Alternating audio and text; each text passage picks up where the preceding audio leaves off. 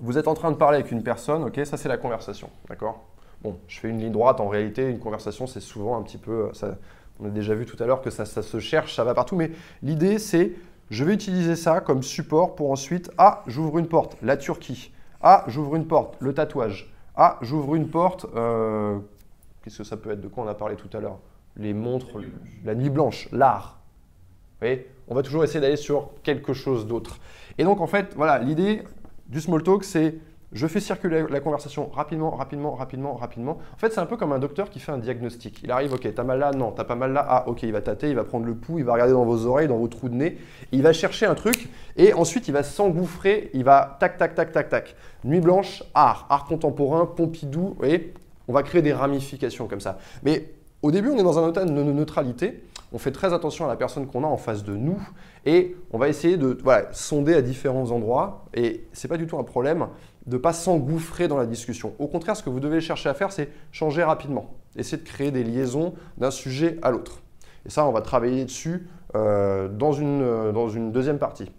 Et pour conclure cette partie, je vais le ranger avec le small talk. Pour moi, c'est une chose qui est extrêmement importante. Si vous voulez devenir un bon conversationnaliste, je ne sais pas si ça se dit en français, mais ça se dit en anglais en tout cas, un bon conversationnaliste, vous devez avoir, quelqu'un va l'avoir, quelqu'un là, personne là, qu'est-ce que vous devez avoir? Non, vous devez avoir, encore plus important que la répartie, encore plus important, vous devez avoir une excellente écoute active. Excellente écoute active. Ce que généralement on n'a pas, parce qu'on est trop occupé à chercher dans notre tête « Ah, qu'est-ce que je vais répondre à cette personne ?» Nanana, on regarde ailleurs. Une écoute active, ça se caractérise par quoi? Verbalement et non verbalement. Commençons par le non verbal. Je garde le contact visuel avec la personne. Okay, et quand je regarde quelqu'un, et lui il est en train de me faire une excellente écoute active, hein, il me fait ça. Vous voyez ce qu'il fait? Il me ponctue, vas-y, c'est bien, continue, j'ai envie d'avoir la suite. Il me fait des petits hochements de tête comme ça. Ça, c'est super important et ça ne vous coûte absolument rien. D'accord? Ensuite, dans notre écoute active, on ne va pas tout le temps être comme ça, sinon c'est fatigant. Moi, je regarde différentes personnes et j'ai différents types d'écoute active qui se présentent. Il y a des gens qui vont être là, ouais, mais au bout d'un moment, en fait, ça c'est trop répétitif. D'accord? Ce qu'il va falloir faire aussi dans cette écoute active, c'est toujours de manière non verbale, ponctuer selon ce que la personne elle vous raconte. Ah oui, je comprends. Alors là, je viens de le faire verbalement, mais comment je le fais non verbalement? Je comprends ce que tu ressens. Je baisse les yeux et je compresse légèrement les lèvres. D'accord? Et ça, ce genre de mimique qu'on va avoir, on va venir montrer qu'on a de l'empathie et qu'on a de la compréhension pour la personne. Ensuite, verbalement, qu'est-ce que je vais dire? Verbalement, on est en train de parler. Là, je n'ai pas de feedback, par exemple, verbal. Je suis en train d'en exiger un, vous voyez? Ça met la personne dans un état d'inconfort. Bon, moi, ça va, je suis habitué. Mais quand vous êtes dans une conversation, c'est compliqué. Je comprends. Je comprends. Ah, d'accord, ok, super. Ouais, vous avez ponctué avec des choses comme ça. Mais en fait, ce que vous devez vous dire, c'est que toutes ces mini-validations, en fait, à quoi elles servent?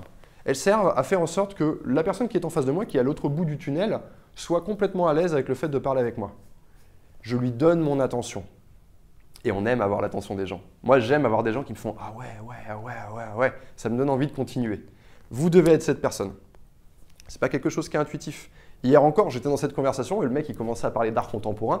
À aucun moment, il me gardait dans la discussion. À aucun moment, il me donnait pas forcément la parole. Ou alors, c'était un peu bizarre. Je ne savais pas quand est-ce que c'était à mon tour de parler.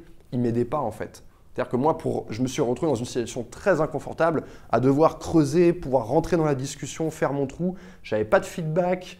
J'avais pas de…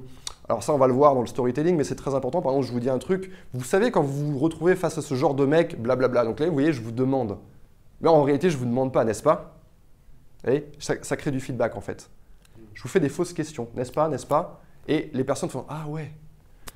Vous imaginez tous une voiture, vous voyez, cette espèce de voiture rouge de mec qui se la raconte, n'est-ce pas? Voilà, tout le monde me fait un feedback. Parfait. Et moi, je sais que vous êtes présent dans la discussion. OK?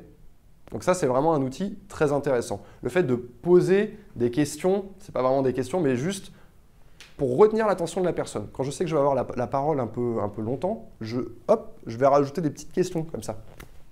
OK?